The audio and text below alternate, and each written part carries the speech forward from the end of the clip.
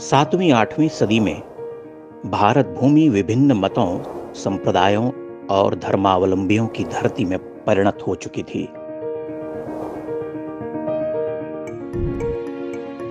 यही काल बौद्ध और जैन धर्म का उत्कर्ष काल भी था। बौद्ध और जैन मत की जड़ें उपनिषद दर्शन में ही मिलती हैं, किंतु बाद में वे वेद विहित चिंतन पद्धति का खंडन करने लगे थे। बौद्धों के साथ साथ जैन मतावलंबियों ने भी इस काल में वैदिक धर्म का खंडन किया। वैदिक धर्मावलंबी पूरी शक्ति से अपने धर्म के पुनरुत्थान में जुटे हुए थे और कई महान दार्शनिकों विद्वानों ने यथाशक्ति उनके मतों का तार्किक खंडन भी किया था। किंतु भारत की इस महान सनातनी परंपरा के पुनर्जीवन के लिए किसी दैवी आत्मा की प्रतीक्षा थी। समस्या केवल इतनी नहीं थी, इस काल में भागवत, कापालिक, लोकायतिक, कार्तिक, ऐश्वर्य, पांचरात्रिक और तांत्रिकों का भी बोलबाला हो चुका था। इसी संघर्ष काल में भारत की धरती पर ईश्वर का अंश लेकर एक चमत्कारिक प्रज्ञा का आविर्भाव हुआ था, जिन्हें हम शंकराचार्य के नाम से जानते हैं। ऐसा माना जाता है कि भूदेवता और देवियों ने भगवान आशुतोष से प्रार्थना की थी। मध्वाचार्य के मतानुसार भगवान शिव ने देवी देवताओं को आश्वस्त किया था कि वे स्वयं मनुज रूप में अवतरित होंगे। शंकर के जन्म काल पर मतभेद है। बहुत सारे विद्वान उन्हें ईसा से 5 शताब्दी पूर्व का मानते हैं, किंतु अधिकांश विद्वानों का मत है कि वे 788 ईस्वी में अवतरित हुए थे। केरल के कालड़ी में उनका जन्म हुआ था। उनके पिता का नाम शिवगुरु था और माता थी विशिष्टा। कथा है कि पुत्र प्राप्ति की कठोर तपस्या में डूबे शिवगुरु से साक्षात शंकर ने पूछा था कि तुम्हें एक सर्वज्ञ किंतु अल्पायु पुत्र की कामना है या ज्ञानी दीर्घायु अनेक पुत्रों की इच्छा रखते हो। शिवगुरु ने स्वप्न में ही कहा कि वह सर्वज्ञ किंतु अल्पायु पुत्र की ही कामना करते हैं। इस तरह से विशिष्टा और शिवगुरु के घर एक परम तेजस्वी बालक का जन्म हुआ। पुनर्वसु नक्षत्र में वैशाख शुक्ल पंचमी के दिन शंकर प्रकट हुए। मान्यता है कि शंकर जन्म के वर्ष भर बाद ही सभी अक्षर चीन्हने लगे थे। दूसरे वर्ष में उन्होंने पढ़ना सीख लिया। तीसरे वर्ष में काव्य और पुराण सुनकर ही समझने लगे। वह बहुत छोटी आयु से ही श्रुतधर थे। एक बार सुनी हुई कथा वह कभी नहीं भूलते। 3 वर्ष की आयु में चूड़ाकरण संस्कार होने के बाद उनका तेज प्रखरतर होता चला गया। बहुत शीघ्रता से वह वेदों का अध्ययन कर गए। 5 वर्ष की आयु में उनका यज्ञोपवीत संस्कार संपन्न हुआ। इसी आयु से वह शास्त्रार्थ में विद्वानों को पराजित करने लगे। दुर्भाग्यवश उनकी इस महान प्रतिभा को देखने के लिए पिता शिवगुरु जीवित न रहे। शंकर जब 3 वर्ष के थे तभी उनका देहांत हो गया। उन्होंने अल्पकाल में ही 4 वेदों और 6 शास्त्रों का अध्ययन कर लिया था। उनकी मेधा और ग्रहण शक्ति देखकर गुरु भी अचंभित होने लगे थे। 7 वर्ष की आयु में ही शंकर वेदादिक समस्त शास्त्रों के महाज्ञाता होकर गुरुकुल से लौट आए। अब उन्हें उस संसार में रमना था जो महायतियों का भाव क्षेत्र कहा जाता है, किंतु शंकर के सामने उनकी वृद्धांबा का प्रेम था। यद्यपि इन्हीं दिनों उनकी माता को ऋषि अगस्त्य ने बताया था कि उनका पुत्र केवल 32 वर्ष ही जीवित रहेगा। यद्यपि वह 16 वर्ष की आयु में ही अपने समस्त कार्य पूर्ण कर लेगा, तथापि इस संसार के लिए उसे 16 वर्ष और रहना होगा। विशिष्टा व्यग्र व्याकुल रहा करती। तभी शंकर ने उनसे संन्यास ग्रहण की इच्छा जताई। माता शोकाकुल होकर रोने लगीं। उन्हें माता का आदेश नहीं मिला। तभी एक घटना हुई। एक दिन वह पूर्णा नदी में स्नान करने गए। जल में उतरते ही एक मगर ने उनके पांव को पकड़ लिया और उन्हें खींचने लगा। वह आर्तनाद कर माता को पुकारने लगे। माता भयाक्रांत होकर अपने पुत्र को बचाने की चेष्टा करने लगी। उन्होंने देखा कि शंकर का शरीर तो जल में डूबा हुआ है, लेकिन चरण कमल ऊपर है। तभी शंकर ने माता से पुनः संन्यास ग्रहण की आज्ञा मांगी। वह कहने लगे कि केवल संन्यास ग्रहण से ही उनकी मुक्ति संभव है। विवश होकर माता ने उन्हें सन्यासी हो जाने की स्वीकृति दे दी। शंकर जल से बाहर आए, मूर्छित माता को उठाया। वह अब भी अपने पुत्र के वियोग की कल्पना से कांप उठती थीं। वह उन्हें मनाने के लिए भावनात्मक बातें कहती। अंततः शंकर से उन्होंने एक वचन लिया कि भले ही वह सन्यासी हो जाए, परंतु उनकी मृत्यु के पश्चात दाह संस्कार वही करे। शंकर ने स्वीकृति दी। माता का आशीष पाकर वह गृह त्यागी हुए। उन्होंने केरल से मध्य भारत की ओर बढ़ना प्रारंभ किया। यह शंकर के जीवन का नया पर्व था, एक नया प्रस्थान। वह काषाय वस्त्र धारण कर हाथ में दंड लिए गुरु गोविंद पाद के आश्रम में प्रविष्ट हुए। 8 वर्षीय शंकर का अद्भुत तेज देखकर गोविंद पाद अभिभूत हुए। उन्होंने पूछा कि तुम कौन हो? शंकर ने उत्तर दिया, हे प्रभु, मैं पृथ्वी नहीं, न जल हूं, न तेज हूं, न वायु, न आकाश, न उनके गुण हूं, न इंद्रियां, इन सब से परे जो केवल परम तत्व शिव है, वही मैं हूं। गोविंद पाद विस्मित रह गए। उन्होंने अपनी योग दृष्टि से जान लिया कि साक्षात शंकर सामने खड़े हैं। शंकर ने दंडवत होकर उनका शिष्यत्व ग्रहण किया। गोविंद पाद गौड़पाद के शिष्य थे और आदिशेष के अवतार माने जाते थे। शंकर ने उनसे समस्त विद्याओं का ज्ञान लिया। सभी विद्याओं में पारंगत होने के पश्चात एक दिन गोविंद पाद ने उनसे कहा कि वह शिवपुरी यानी वाराणसी जाकर वेदांत मत का प्रचार करें। तभी गोविंद पाद ने कहा कि शंकर महर्षि वेद व्यास ने ही स्वयं मुझसे कहा था कि तुम्हारा एक शिष्य मेरे समान ही ज्ञाता होगा। वही वेद विरोधियों और कुमार्गियों का खंडन करेगा। वह महान भाष्यों की रचना भी करेगा। आज मैं देख रहा हूं कि वह शिष्य कोई और नहीं, तुम ही हो। शंकर गुरु का गृह त्यागते हुए विह्वल हो उठे।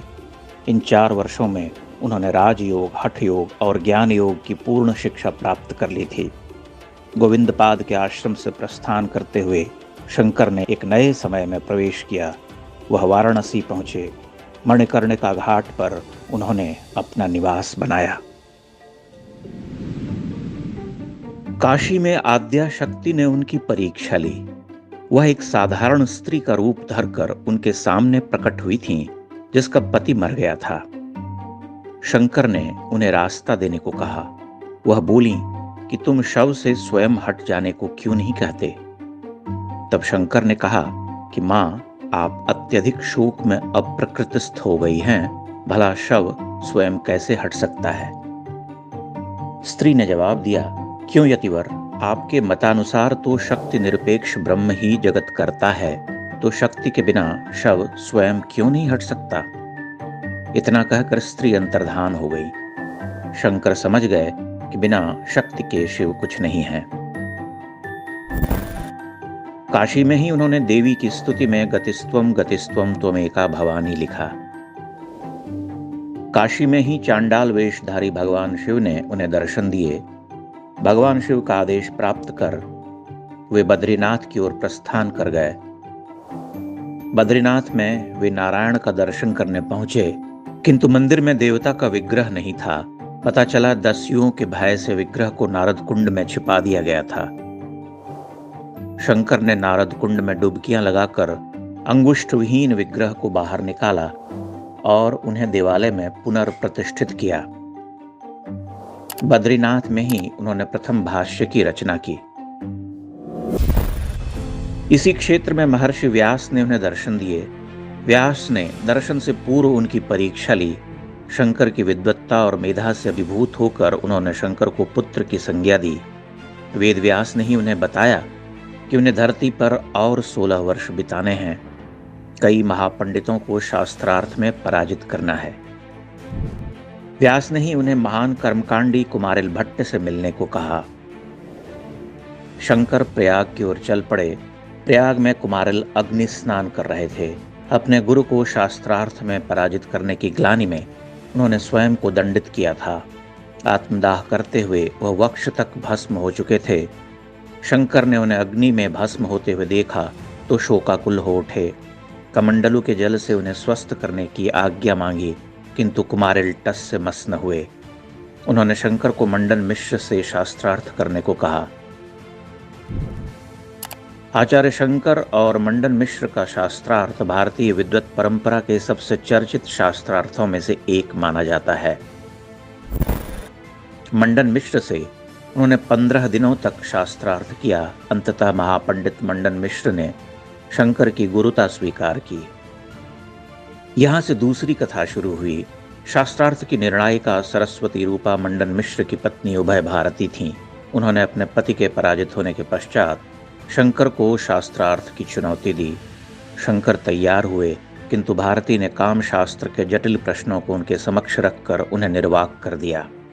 शंकर ने उनसे कुछ समय मांगा। वह परकाया प्रवेश कर माह भर बाद लौटे। उभय भारती के सभी प्रश्नों के उत्तर देकर अपनी गुरुता सिद्ध की। शंकर ने सनातन धारा में कर्मकांडी, पाशुपत, कापालिक, उग्र भैरव, नैयायिक, मीमांसक समेत सभी मतावलंबियों को परास्त किया। बौद्ध और जैन आचार्यों को नत किया। वे उत्तर से दक्षिण और पूर्व से पश्चिम तक भिन्न भिन्न नगरों में घूमते रहे। उद्भट विद्वानों के समक्ष अपनी गुरुता सिद्ध की।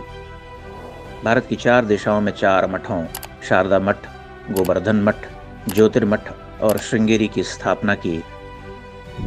इसके अलावा अनेक मंदिरों में देवी देवता की पूजा अर्चना प्रारंभ की। शंकर के द्वारा स्थापित 4 मठों में शंकराचार्य की परंपरा आज तक निर्बाध रूप से चल रही है। माना जाता है कि 4 मठों के अतिरिक्त उन्होंने कांची मठ की भी स्थापना की थी। कांची के आचार्यों का एक मत यह है कि शंकराचार्य ने अपने अंतिम वर्ष कांची में ही बिताए थे, वहीं अपनी देह का त्याग किया था, किंतु इसका कोई प्रमाण नहीं मिलता। बहुत सारे विद्वान मानते हैं कि उन्होंने हिमालय के उत्तुंग शिखरों पर अपनी नश्वर देह को त्यागा था। बद्रीनाथ, केदारनाथ के अतिरिक्त कश्मीर और सुदूर पूर्व, पश्चिम, मध्य भारत से लेकर दक्षिण के सभी प्रांतों में घूम घूम कर उन्होंने अद्वैत वेदांत का प्रचार किया, अपने मत को प्रतिष्ठित किया, अति महत्वपूर्ण भाष्य लिखे। प्रस्थान त्रयी पर उनका भाष्य अद्वितीय माना जाता है। इसके अलावा गीता भाष्य, उपनिषद भाष्य समेत कई ग्रंथों पर उन्होंने अमूल्य लेखन किया। सैकड़ों भाव प्रवण स्तुतियां और स्तोत्र लिखे। वे एक अद्वैतवादी थे, किंतु व्यवहार क्षेत्र में देवी देवताओं, तीर्थों, पवित्र नदियों की उपासना और आराधना की सार्थकता को समझते थे। उन्होंने शिव, विष्णु, गणेश, शक्ति, युगल देवता, नदी, तीर्थ आदि पर मनोहर स्तोत्र लिखे। आनंद लहरी, गोविंदाष्टक, दक्षिणामूर्ति स्तोत्र, 10 श्लोकी, चरपट पंजरिका, 12 पंजरिका समेत षटपदियों की रचना की। वेदांत का सरल निरूपण करते हुए कई सारे प्रकरण ग्रंथ लिखे। तंत्र ग्रंथों की भी रचना की। शंकर को अधिकांश भारत एक महान दार्शनिक यतीन्द्र के रूप में जानता है, किंतु वे एक विलक्षण कवि भी थे। सनातन के अप्रतिम योद्धा के रूप में उनकी गणना होती है। उन्होंने भिन्न मतों, संप्रदायों में बटे सनातनी समाज को एक सूत्र में जोड़कर हिंदू धर्म का ध्वजदंड गाड़ दिया। उन्होंने ब्रह्म को सत्य कहा, जगत को मिथ्या माना। उनकी स्तुतियों में इस जगत की निस्सारता का भाव बार बार प्रकट होता है। आश्चर्य है कि सर्वज्ञ और दिग्विजयी शंकराचार्य इस भावारण्य में स्वयं को अकेला पाते हैं और कहते हैं, भावारण्य भीतम च माम पाहि भद्रे, नमस्ते नमस्ते नमस्ते भवानीम। वे केवल 32 वर्ष के लिए इस धरती पर आए थे। 32 वर्ष की अल्पायु में उन्होंने अविश्वसनीय कार्य किए। उनकी महत्ता इस बात में भी निहित है कि आज भी बहुत सारी स्तुतियां, स्तोत्र और हिंदू पूजन पाठ आदि की पुस्तकों के अंत में लिखा मिलता है, आदि शंकराचार्य विरचितम। उनकी मेधा और कार्यक्षमता अलौकिक थी। महान यायावर शंकर को भगवान शिव का ही अवतार माना जाता है।